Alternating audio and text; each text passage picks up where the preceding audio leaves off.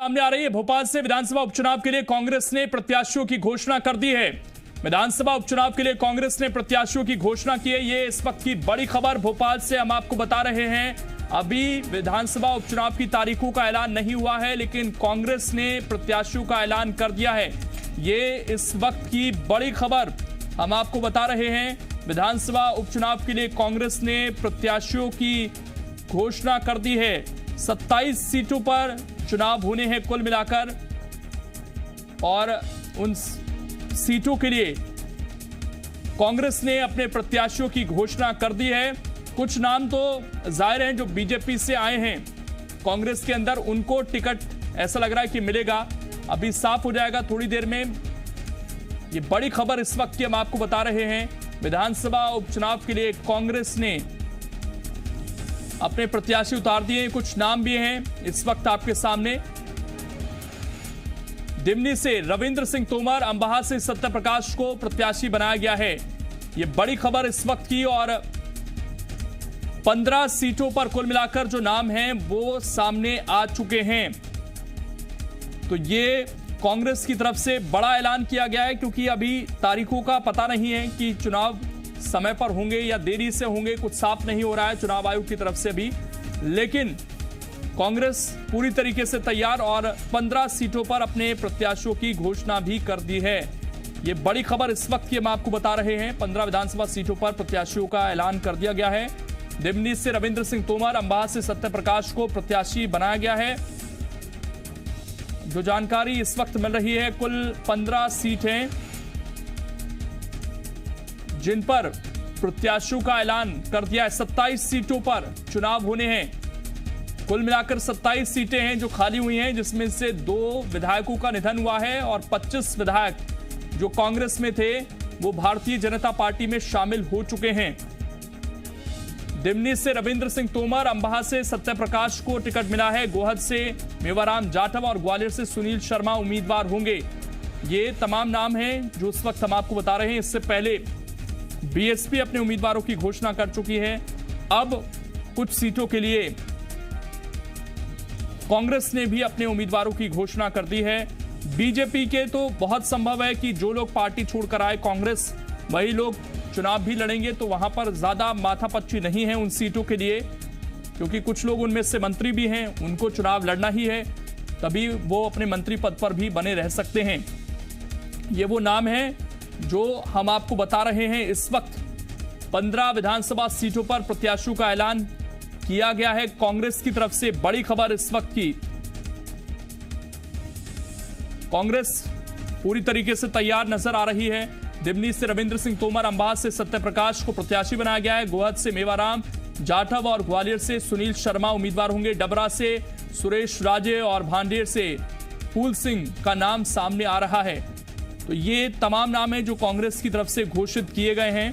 कुल 15 सीटों के लिए घोषित कर दिए नाम। 12 नाम अभी आने बाकी हैं। 27 सीटों पर कुल मिलाकर उपचुनाव होने हैं, और इनमें से कांग्रेस को सभी 27 सीटें जीतनी होंगी अगर 116 का बहुमत उसे पाना है। हालांकि अगर वो 3-4 सीटें कम भी जीतती है तो उसे उम्मीद है कि जो निर्दलीय हैं, जो सपा बसपा के विधायक हैं, उनका समर्थन भी मिलेगा। लेकिन अगर अपने दम पर सरकार बनानी है कांग्रेस को, तो क्योंकि अभी केवल 89 विधायक हैं कांग्रेस के पास, तो उसको सारी सीटें जीतनी पड़ेंगी, 27 की 27, और इसीलिए रणनीति बनाने में जुटी हुई है कांग्रेस। और अब नामों की घोषणा भी कर दी गई है। करेरा से रागीलाल का नाम सामने आ रहा है। ये 15 नाम की घोषणा की गई है कांग्रेस की तरफ से। 15 विधानसभा सीटों पर प्रत्याशियों का ऐलान कांग्रेस ने कर दिया है। दिमनी से रविंद्र सिंह तोमर, अंबाहा से सत्यप्रकाश को प्रत्याशी बनाया गया है। गोहद से मेवाराम जाटव और ग्वालियर से सुनील शर्मा उम्मीदवार होंगे। डबरा से भी प्रत्याशी का नाम आ गया सामने। करेरा से रागीलाल जाटव, अशोकनगर से आशा दोहरे, अनूपपुर से विश्वास नाथ सिंह, ये सभी नाम हैं। बामोरी से कन्हैया लाल अग्रवाल को टिकट दिया गया है। अनूपपुर से विश्वनाथ सिंह कुंजाम को टिकट मिला है। तो 15 नामों का ऐलान कर दिया गया है कांग्रेस की तरफ से, और अभी 12 नाम और आने बाकी हैं, उन पर भी जल्द ऐलान हो सकता है, क्योंकि कभी भी जो चुनाव होने हैं 27 सीटों पर, उनकी घोषणा हो सकती है। और इसीलिए कांग्रेस पूरी तरीके से तैयारी कर रही है। वो नाम एक बार हम आपको बता दें, दिमनी से रविंद्र सिंह तोमर हैं, अंबाह से सत्यप्रकाश को टिकट दिया है। गोहद की अगर हम बात करें तो मेवाराम जाटव हैं, ग्वालियर से सुनील शर्मा हैं, डबरा से सुरेश राजे हैं, भांडेर से फूल सिंह बरैया हैं। इसके अलावा करेरा से प्रयागीलाल जाटव हैं, बामोरी से कन्हैयालाल अग्रवाल हैं, अशोकनगर से आशा दोहरे हैं। अनूपपुर की बात करें तो विश्वनाथ सिंह को टिकट यहां से दिया गया है।